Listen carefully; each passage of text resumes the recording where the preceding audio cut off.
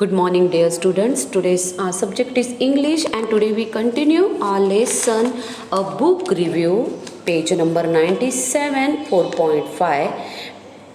Last week we completed the page number 97. Now we continue the page number 98. Please open your textbook, George's Secret Key to the Universe. Universe म्हणजे ब्रह्मांड. बघा, पिक्चरद्वारे तुम्हाला प्रत्येक गोष्ट समजून घ्यायची आहे की स्पेस वर्ल्ड काय आहे. आता ह्याच्यामध्ये सांगितलेलं की जॉर्जचे आईवडील खूप हे होते, एन्व्हायरमेंटलिस्ट होते, आणि त्यांना असं पृथ्वीला हानिकारक काय होईल ह्याबद्दल त्यांना कोणत्याही गोष्टी चालत नसत. आणि इवन ते घरचंच अन्न खायचे, त्याला लाईट जास्त वापरायला वगैरे द्यायचे नाही. त्यानंतर त्याचे प्रश्न कोणाकडे मांडणार, तेव्हा त्याच्या घरासमोर एक नेबर राहायला आले, आणि ॲनीचे फादर ॲरिक जे होते ते ब्रिलियंट सायंटिस्ट होते. त्यांनी त्यांच्याकडे आपले प्रश्न विचारले आणि आपल्या प्रश्नाला व्याऊट मिळाला, मार्ग मिळाला जॉर्जला. आणि ते पुस्तक परीक्षण हे पुस्तक खूप वर्ल्ड फेमस आहे. द बुक रिव्ह्यू म्हणजे बुक रिव्ह्यू बघून घ्यायचं आहे, आणि बुक रिव्ह्यूमध्ये काय पुढे आहे ते आपण बघणार आहोत. तर आपण आपलं पेज नंबर 98 बघणार आहोत. आता ह्याच्यामध्ये काय दिलेलं आहे बघा, की आपल्या इथपर्यंतच्या पेजमध्ये आपल्याला दिलेलं की बघा, आपण पेज नंबर आपले 97पासून सुरुवात करूया. One day however George unexpectedly acquires a new friend, a next door neighbor, Annie. Annie's father, Eric, is a brilliant scientist and ever willing to answer of all George's questions. Eric has built a super intelligent computer named Cosmos. Cosmos has incredible power. It can be literally open windows on the universe and take you to any planet, star, comet, and even a black hole. And of course, Cosmos can also bring you back from there. However, Cosmos depends entirely on the information that is fed into it by people like Eric, who do the research and thinking that can make Cosmos work. आता इथपर्यंत आपण पाहिलेलं की Cosmos म्हणजेच काय, म्हणजे धूमकेतू, stars, planet, ह्याचे pictures मी तुम्हाला पुढे दाखवत आहे. आणि कॉस्मॉसबद्दल एरिक ह्या सायंटिस्टने जॉर्जला खूप माहिती सांगितली की आपण कम्प्युटरद्वारे त्यांनी एक सुपर इंटेलिजंट कम्प्युटर बनवलेलं होतं, आणि त्याद्वारे आपण त्या ठिकाणी जाऊ शकतो, पुन्हा परतही येऊ शकतो. आता त्यामुळे जॉर्जला कळलं, खरे म्हणजे टी व्ही किंवा कम्प्युटर वाईट आहे असं नाही, परंतु त्याचे जे प्रश्न होते ते सगळे ह्या एरिक सायंटिस्टसमोर त्यांनी मांडले. म्हणजे त्यांनी सांगितलं कॉस्मॉसमध्ये विलक्षण अशी क्षमता असते. अक्षरशः या अशा स्पेस वर्ल्डमध्ये, ब्रह्मांडावर आपण खिडक्या म्हणजे विंडोज, जसं बघा आपण कम्प्युटरमध्ये अनेक विंडोज असतात, त्या पद्धतीने विंडोज उघडू शकतो. तुम्हाला कोणत्याही प्लॅनेट म्हणजे ग्रहावर, स्टार, ताऱ्यावर, कॉस्मॉस, धूमकेतूवर, अगदी कृष्णविवर म्हणजे ब्लॅक होलवरही नेऊ शकतो. म्हणजे अर्थात कॉस्मॉस तुम्हाला तेथून परतही आणू शकतो. आणि एरिकसारख्या लोकांनी त्यात भरलेल्या माहितीवर कॉस्मॉस पूर्णपणे अवलंबून असतो. असे लोक कॉस्मॉसचे कार्य चालू राहू शकेल अशामुळे आणि असा विचार व संशोधन करत असतात. आता नेक्स्ट याच्यामध्ये पेजमध्ये काय दिलेलं आहे बघा, science can be use for a good cause and a good scientist like Eric have a vote to use it for people's welfare. बघा, विज्ञान हे चांगल्या उद्देशाकरता वापरले जाऊ शकते, आणि एरिकसारख्या चांगल्या वैज्ञानिकांच्या गटाने, म्हणजे एक गट होता, त्यांची टीम होती, ते लोकांच्या भल्याकरता वापरण्याची शपथ घेतलेली असते. पण त्याच्यामध्ये देखील अनेक हे असतात. अनफॉर्च्युनेटली, दुर्दैवाने, there is a one or angry scientist who wants to use science for his own selfish motives. काही असे सेल्फिश म्हणजे स्वार्थी सायंटिस्ट असतात, ते त्यांच्या स्वार्थाकरता याचा उपयोग करत असतात. He is planning to steal Cosmos and all of Eric's research so that he can establish his own rule on another planet. It also happened that only George can do something. It overcome the wicked plans of the nasty scientist. If you want to know what adventure he undertakes and what strategies he has to use Stop the Power, Hungry Scientist. You have to read the novel George secret key to the universe. बघा एरिकसारख्या ह्या चांगल्या त्यांच्या गटाने असं चांगल्या उद्देशाकरिता बनवलेले असतं, पण काही संशोधक असतात हे काही कॉस्मोस चोरण्याची योजना आखत असतात आपल्या स्वार्थासाठी. त्यामुळे ते दुसऱ्या ग्रहावर त्यांची स्वतःची सत्ता प्रस्थापित करू शकणार असतात आणि असे घडून येते हे फक्त माहिती असतं काही सायंटिस्टला. म्हणून फक्त जॉर्ज त्या उपद्रवी वैज्ञानिकांच्या त्या दृष्ट योजनेवर मात करण्याकरिता काही करू शकतो. जॉर्ज त्या लोभी वैज्ञानिकांची सत्ता थांबवण्याकरिता काही साहसे करतो, ॲडव्हेंचर करतो, कोणते डावपेच लढवतो हे समजून घ्यायचं असेल मग जॉर्ज काय करत असेल तर तुम्हाला George secret key to the universe ही कादंबरी वाचलीच पाहिजे. बघा मुलांना आव्हान केलेलं आहे म्हणजे काय ह्याच्यामध्ये सिक्रेट आहे, मग त्यासाठी आपल्याला ही कादंबरी वाचणे गरजेचं आहे. आणि ह्या कादंबरीमध्ये त्यांनी सिक्रेट दिलेलं आहे अशा नेस्टी घाणेरड्या सेल्फिश सायंटिस्टना मात करण्यासाठी. आता त्यानंतर आपल्याला पुढे दिलेलं आहे, आपल्या पुढच्या परिच्छेदात आपण बघणार आहोत. बघा the author is a wonderful adventure is a The author is a wonderful adventure is a Lucy Hawkins. आता गेल्या वेळेला तुम्हाला हॉकिन्सचे पिक्चर दाखवलेले आणि ह्याबद्दल आपल्याला अनेक इन्फॉर्मेशन बघायचे आहे. हा परिच्छेद बघितल्यानंतर आपण अनेक पिक्चरनुसार वर्णन बघणार आहोत. The story of the novel is imaginary but it also includes plenty of charts, photographs, boxes that give you hard facts about your solar system, galaxies, space and the whole universe. The information has been presented in a very simple, easy to understand manner by none other than Stephen Hawking, who is said to be one of the greatest scientists of our times. His achievements are all more outstanding as he is a victim of many physical ailments. बघा इथपर्यंत आपण बघणार आहोत.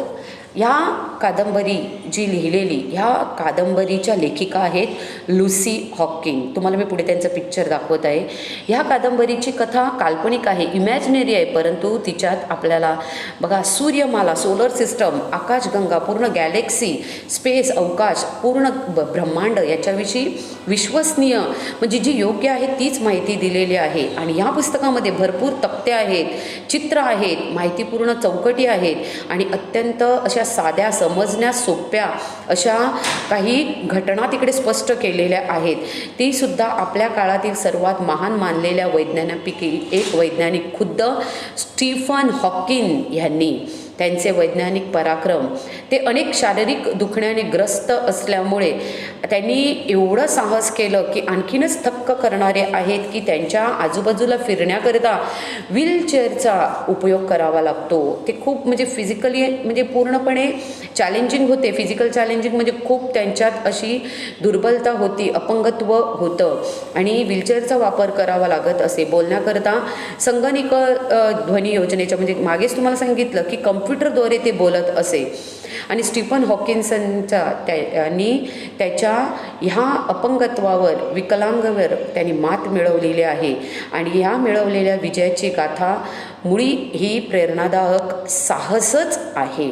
आता ह्याच्यात पुढे दिलेला आहे बघा. The book includes very attractive and expensive sketches drawn by a Garry Parson. पुढे आपण गॅरी पार्सनचं पिक्चर देखील बघणार आहोत. It is true that a excessive use of science and technology can give rise to the certain problems, but turning away from the technology is not the solution. That is why the Hawking have given an important message in his book. More research, more studies and commitment is to use them not for selfish gains but for the welfare of the entire living world. आता आपल्याला इकडे सांगितलेलं आहे की the book includes, ह्या बुकमध्ये जे छायाचित्र आहेत, चित्र आहे ते तुम्हाला पुढे चित्रात बघायला मिळणार आहेत. त्यात आकर्षक अशा बोलक्या स्केचेस म्हणजे रेखाचित्राचा समावेश आहे. बघा आपल्याला काय सांगितलेलं आहे, विज्ञान आणि टेक्नॉलॉजी तंत्रज्ञान ह्याचा जास्त वापर, अत्याधिक वापर विशिष्ट समस्या निर्माण करू शकतात, हे आहे खरे. परंतु तंत्रज्ञानाकडे पाठ फिरवणे हा काही त्यावरचा उपाय नाही. म्हणून का आपण शोध घेऊ नये का, काय आपल्या जगामध्ये आपल्याला स्पेस वर्ल्डमध्ये बघायला मिळतं ह्याची माहिती करून घ्यायची नाही का? नाही. म्हणून हॉकिन्स यांनी ह्या पुस्तकात एक महत्त्वाचा संदेश दिला आहे की अधिक संशोधन, अधिक अभ्यास आणि त्याचा वापर स्वतःच्या स्वार्थी फायद्याकरता करायचा नाही, तर संपूर्ण जगातील प्राणीमात्राच्या हिताकरिता, कल्याणाकरिता सांगितलेलं आहे की होल वर्ल्ड करता हा स्टीफन हॉकिन्सनने संदेश दिलेला आहे. आणि आपण ह्या संपूर्ण जगातील प्राणीमात्राच्या भल्याकरिता उपयोग करणे ही आपली बांधिलकी आहे आणि वचनबद्धता आहे. आता ह्याच्यामध्ये आपण अनेक चित्राद्वारे ह्याचं वर्णन आता आपण पाहणार आहोत ह्या बुक रिव्ह्यूमध्ये. आता आपण बघितलं कोण आहे जॉर्ज, कोण आहे गॅरी पार्सन. आता बघा हे कसलं पिक्चर आहे, कॉमेट. कॉमेट म्हणजे धूमकेतू. धूमकेतू कितीतरी वर्षाने आकाशात दिसत असतो. हे धूमकेतू असे आपल्याला पृथ्वीवरून खूप कमी पाहायला मिळतात. मग हे काय आहे ह्याच्याबद्दल आपल्याला सिक्रेट की ह्या पुस्तकातच बघायला मिळणार.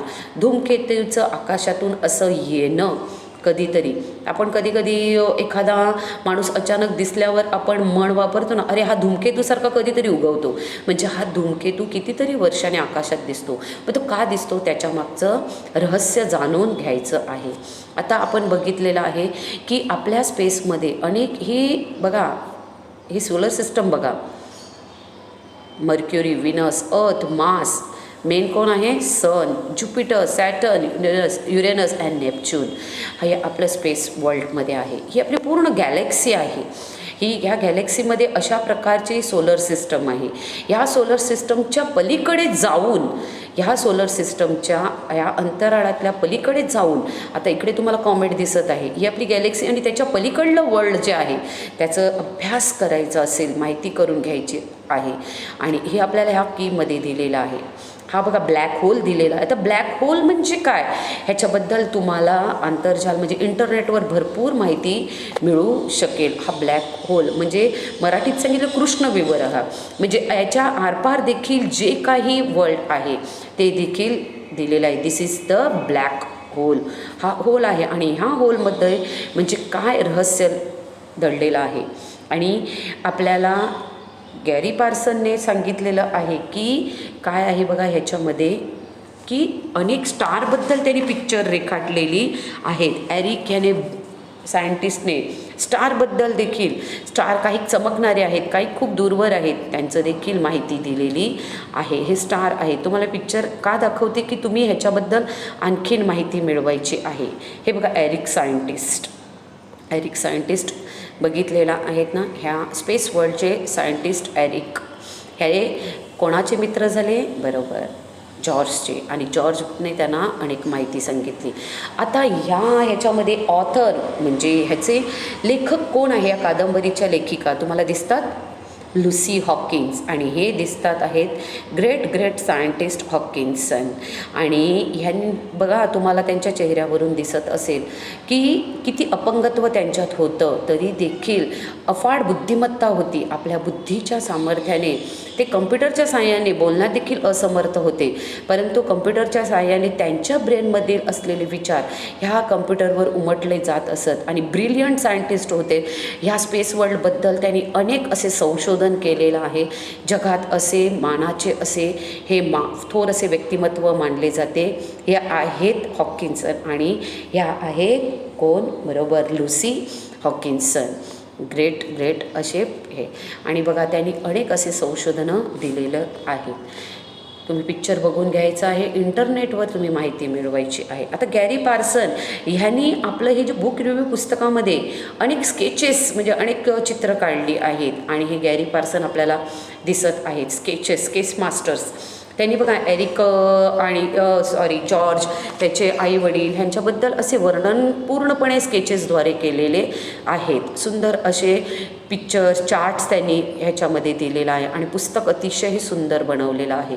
तर मुलांनो, ह्या स्पेस वर्ल्डबद्दल आपल्याला अधिक माहिती मिळवायची आहे तर तुम्ही इंटरनेटवर स्टीफन हॉकिन्सन या सायंटिस्टबद्दल माहिती मिळवायची आहे. आणि ह्या आपल्या धड्याबद्दल मी तुम्हाला काही शब्दार्थ, प्रश्नाची उत्तरं पाठवते, ती तुम्ही आपल्या वहीत पूर्ण करायची आहेत. धडा वाचायचा आहे आणि ह्या धड्यामध्ये काय आणखीन अधिक माहिती दिलेली आहे ही मिळवायचा प्रयत्न करायचा आहे. धन्यवाद मुलांनो.